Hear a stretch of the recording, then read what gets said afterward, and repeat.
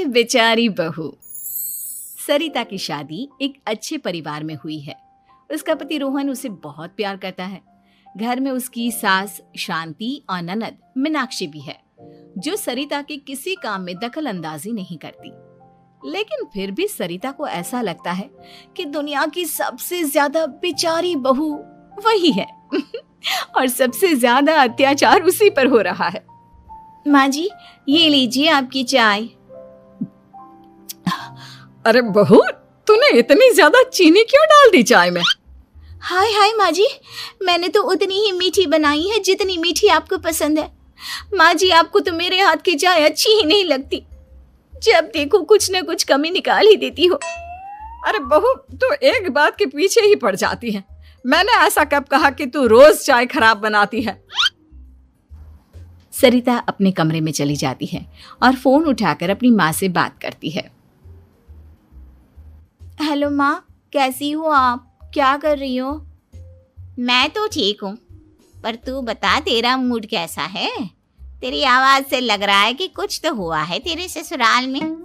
अरे क्या बताऊँ माँ, यहाँ तो हर समय मेरे साथ बहुत बुरा व्यवहार होता है।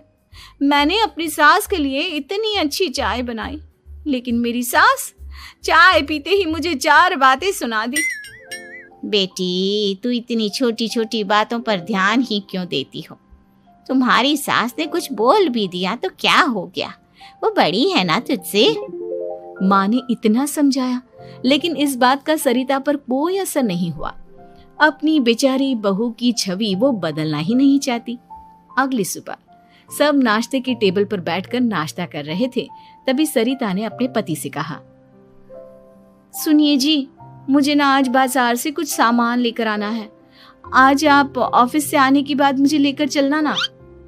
भाभी, मुझे भी कुछ किताबें खरीदनी है। आप दोनों जा ही रहे हो तो मेरी किताबें भी ले आना। लो, अभी तो बात ही की है बाजार जाने की, तो एक फरमाइश आ गई। माँ जी, आप भी बता दो कुछ, और हाँ, मोहल्ले वालों से भी बोल दो अगर वो कुछ मंगवाना चाहते हो तो। बेचारी मीनाक्षी अपना सा मुंह लेकर रह गई। ये सब देखकर रोहन से चुप नहीं रह गया और वो गुस्से में बोला, सरिता, क्या हो गया है तुम्हें? मीनाक्षी ने तो सिर्फ किताबों के लिए बोला है। तुम्हें मीनाक्षी से इस तरह से बात नहीं करनी चाहिए। माफी मांगो उससे अभी। क्या? मैं माफी मांगू? दिन भर आपके घर के काम करूं मैं, आपकी और आपके घर वालों की बातें सुनूं मैं, और अब माफी भी मैं मांगू? ऐसा कभी नहीं हो सकता। ये बोलकर सरिता वहां से चली जाती है। एक दिन उनकी पड़ोसन घर आती है। अरे सरिता, क्या कर रही है? और क्या करूंगी भाभी जी, बस घर का काम ही कर रही हूँ। आप बताओ कैसे आना हुआ? अरे मैं तो तुम्हारा हालचाल पूछने आई थी, लेकिन तुम तो बिजी लग रही हो। कोई बात नहीं, मैं बाद में आ जाऊंगी। और क्या करूं भाभी जी, जब से शादी होकर आई हूँ ना, बस काम ही कर रही हूँ। और इस घर में ना कोई मेरी कदर नहीं करता। पति है जो बस घर से ऑफिस, ऑफिस से घर। ननद को तो कॉलेज से फुर्सत नहीं। बची सास तो उनका सारा समय मेरी गलतियां निकालने में लग जाता है। अरे ये क्या कह रही हो सरिता? तुम्हारी सास तो पूरे मोहल्ले में तुम्हारी तारीफ करती फिरती है कि तुम बहुत अच्छी हो, पूरा घर तुम्ही ने संभाल रखा है। हाँ तो क्या हुआ, इसमें गलत क्या कहती है? सच्ची तो कहती है। मेरी मर्जी के बिना इस घर का पत्ता भी नहीं हिलता। शाम को जब रोहन घर आया तो उसने सबसे कहा, कल हम सबको मौसी जी के घर जाना है, उनकी बेटी की शादी है। सब अपनी अपनी पैकिंग कर लो, सुबह होते ही निकल जाएंगे। और सरिता, तुम कान खोलकर सुन लो, वहां जाकर किसी की बुराई भलाई शुरू मत कर देना, नहीं तो मुझसे बुरा कोई नहीं होगा। हाय हाय जी, आप तो ऐसे कह रहे हो जैसे मैं सुबह शाम सबकी बुराई करती फिरती हूँ। आज तक कोई कह नहीं सकता कि मैंने किसी की पीठ पीछे किसी के बारे में कोई बुरी बात बोली हो तो। अरे बस बहू, बात को और ज्यादा आगे मत बढ़ा। हमें सब पता है तो हमारे साथ क्या व्यवहार करती है। ये बात घर तक रखना, शादी में किसी को कुछ मत बोलना, नहीं तो सब कहेंगे कि शांति की बहू कितना बोलती है। हाँ हाँ, सब कुछ तो मैं ही बोलती हूँ ना। आप लोग तो हर समय फूलों की बारिश करते रहते हो मेरे ऊपर। सारी गलती मेरी है जो मैं इस घर में आई। सबका कितना ध्यान रखती हूँ, लेकिन फिर भी मेरी तो आप लोगों की नजर में कोई कदर ही नहीं है। अगली सुबह सब लोग मौसी जी के घर पर चले जाते हैं। वहां पर शादी का माहौल होता है, सब जगह चहल पहल होती है, बहुत सारे मेहमान आए हैं। सरिता को वहां बहुत अच्छा लग रहा है। वो अपने मन में सोचती है, यहाँ कितना अच्छा लग रहा है, कितनी रौनक है। मैं यहाँ किसी से ज्यादा बात नहीं करूंगी। अगर मेरे मुंह से कुछ ऐसा वैसा निकल गया तो रोहन जी तो मुझसे गुस्सा हो जाएंगी।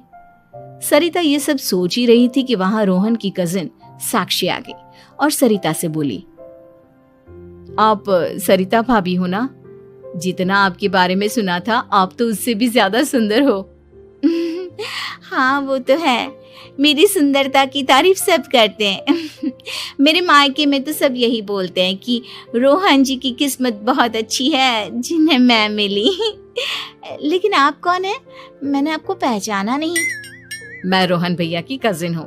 आपकी शादी पर नहीं आ पाई थी ना, इसलिए आप मुझसे मिली नहीं कभी। शांति मौसी और मीनाक्षी आपकी बहुत तारीफ करते हैं। क्या कहा तुमने? मेरी तारीफ? कभी नहीं। मेरे ससुराल वाले कभी मेरी तारीफ कर ही नहीं सकते। मैं इतनी अच्छी हूँ, मेहनती हूँ, लेकिन उन्हें तो मेरी कदर ही नहीं। सारा दिन घर का काम करती हूँ, फिर भी मेरी सास ना मुझे सुनाती रहती है और पति भी मेरी सास की साइड लेते हैं। ना कभी बाहर ले जाते हैं, ना कहीं घुमाने। अगर घुमाने के लिए कभी बोल भी देना तो उनकी बहन बीच में आ जाती है। मैं कैसे रह रही हूँ उस घर में ये मैं ही जानती हूँ। सरिता की ये बातें सुनकर साक्षी को बड़ी हैरानी हुई। अब वो हर किसी के सामने अपनी बढ़ाई और ससुराल वालों की बुराई करने लगी। रोहन और शांति को सरिता पर बहुत गुस्सा आया, लेकिन वो चुप रहे। अगले दिन जब वो अपने घर पर आए, सरिता, तुमने क्यों सबके सामने मेरी इज्जत का तमाशा बनाया? तुमसे बोला था ना कि चुप रहना। अजी ऐसा भी क्या कह दिया मैंने जो इतना भड़क रहे हो? तुम जहां जाती हो अपना रोना शुरू कर देती हो, कभी किसी दूसरे की बात ही नहीं सुनती, बस अपनी कहती रहती हो। तुमने सबके सामने हमारा तमाशा बनाकर रख दिया है। हे भगवान, मुझे अपने पास बुला ले। जिस घर में मेरी कदर ही नहीं उस घर में मेरा क्या काम? अरे क्या करूंगी मैं यहाँ रहकर? जो भी आता है मुझे सुनाकर चला जाता है। मैं तो किसी से कुछ नहीं कहती। सीधी सादी बहू मिल गई है ना सबको, तो जो जी में आए वो करो। सरिता ने अपने आगे किसी को कुछ बोलने ही नहीं दिया और उस दिन भी उसने सबके सामने खुद को बेचारी बना ही दिया। अगले दिन मीनाक्षी कॉलेज के लिए लेट हो रही थी, इसलिए वो हर काम जल्दी जल्दी कर रही थी। अपना नाश्ता लेने किचन में गई और पतीले में रखे गरम दूध को गिलास में डालने लगी। दूध का पतीला उसके हाथ से छूट गया और गरम गरम दूध उसके हाथ पर गिर गया। ओए माँ, हाय मेरा हाथ, माँ मेरा हाथ जल गया। मीनाक्षी की आवाज सुनकर सरिता दौड़ती हुई आई। ये क्या किया तुमने? तुम्हें नाश्ता चाहिए था तो मुझसे बोल देती, मैं क्या मना करती थी? अब पता नहीं कितने दिन की मुसीबत पाल ली तुमने। सरिता मीनाक्षी को उसके कमरे में ले गई और उसका बहुत ख्याल रखा। उसका इस तरह से ख्याल रखना शांति और रोहन को थोड़ा अजीब लगा। माँ, सरिता के दिमाग का भी कुछ पता नहीं।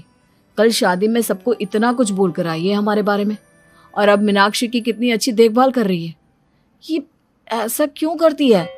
बेटा, तेरी बीवी की ना आदत हो गई है सबके सामने खुद को बेचारी दिखाने की, और आदत इतनी जल्दी नहीं बदलती। जब ये बोलना शुरू करती है तो रुकने का नाम ही नहीं लेती, इसलिए इसे पता ही नहीं चलता कि ये किसके सामने क्या बोली जा रही है। लेकिन दिल की बहुत अच्छी है। हमें भी अपना दिल बड़ा करके ये जैसी है इसे स्वीकार करना चाहिए।